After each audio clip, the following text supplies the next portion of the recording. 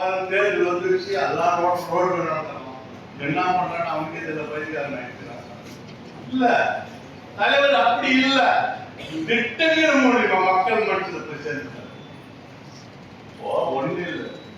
உங்களோட ஸ்டாலின் 10,000 முகாம்கள் வேலூர் மாவட்டத்துல 200.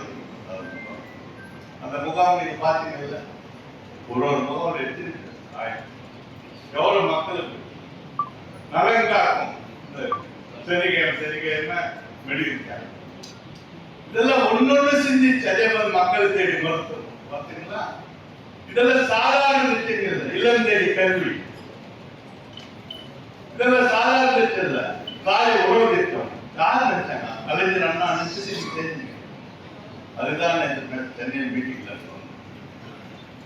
சிலர் நான் பேர் சொல்ல நடிப்பு காட்டி மக்களை ஏமாற்றினார். நடிப்புல சினிமால காட்டி மக்களை புரிதாக்கினார். அதே மாதிரி அது நடக்காது. அது அந்த காலம், இந்த காலத்துல நடக்காது. நம்ம தலைவர் அப்படி இல்லை.